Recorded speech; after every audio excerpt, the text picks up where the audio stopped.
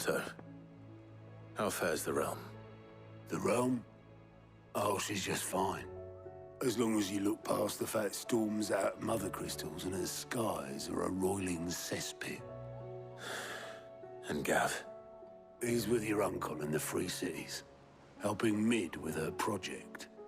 Sent an owl their way the moment the winds turned foul. Still waiting on a reply, though. Do you have any good news? Well, that depends on your definition of good. All right, fine. What do you suggest we do? Oh, no, I'm just the messenger. I leave the scheming to those more suited to the task. Could be that Lady Vivian and Old Tomes have their own thoughts on the current state of things. Could be that they don't. It certainly can't hurt to ask. I suppose not.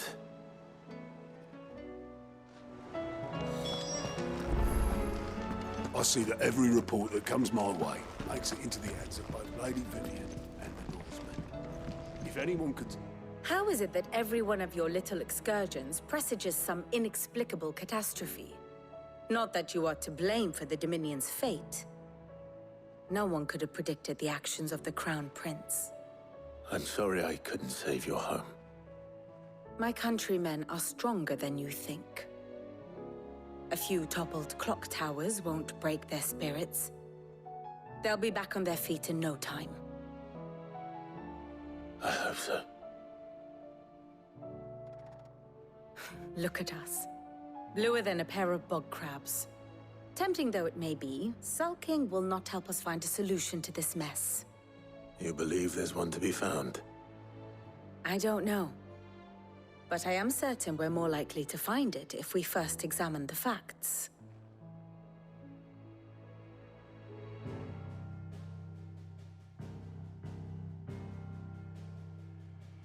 Beneath these darkened skies, fear and confusion reign over Valisthea.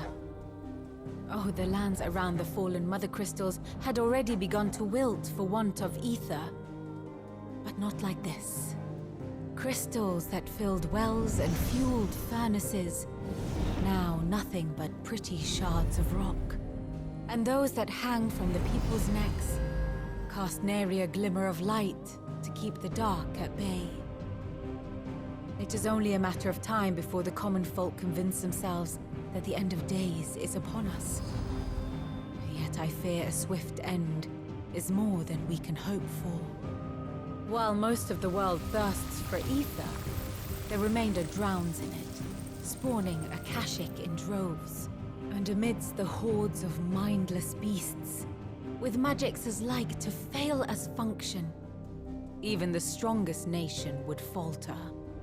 Rosaria and the Iron Kingdom teeter on the brink of collapse, while the tragedy in Twinside has all but paralyzed the Holy Empire.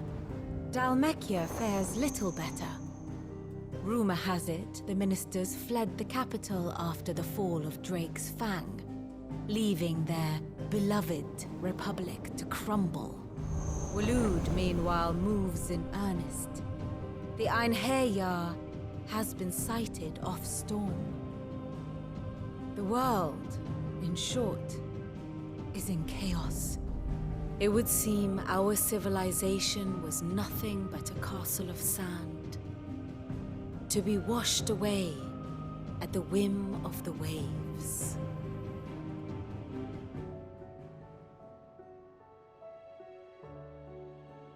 A castle of sand. Not my best flourish, but it seemed fitting. The reports I've received are considerably more blunt in their appraisal. Without the protection of their nations, it will fall to the people to defend themselves against those who would take what is theirs. Which is only ever going to end one way. Defending a farmhouse against a band of chocobo thieves is one thing, but pitchforks and palisades will do little to stall an army's advance. Should the King of Waloed deign to invade, there would be none to stop him. None but us.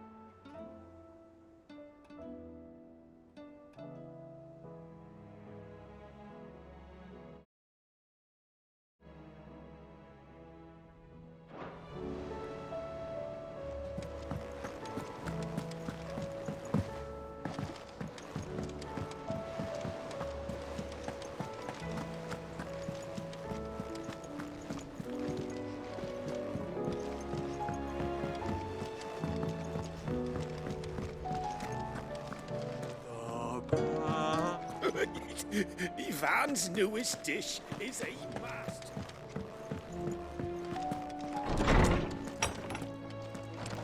Is a storm coming, Sid?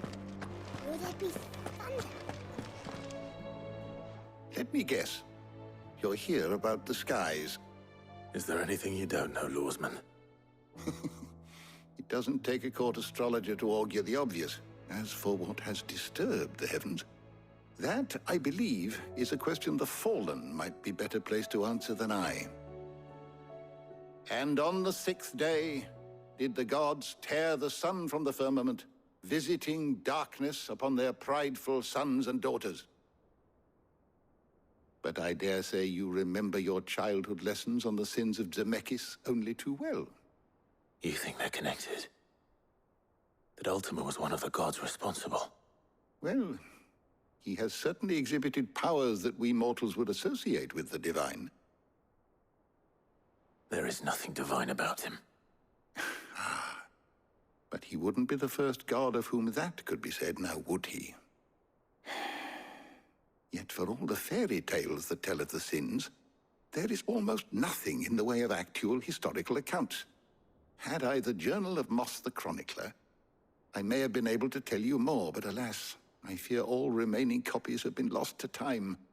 You will forgive me, I hope? Certainly not. Because there is nothing to forgive. Even without this journal, you provided us ample wisdom.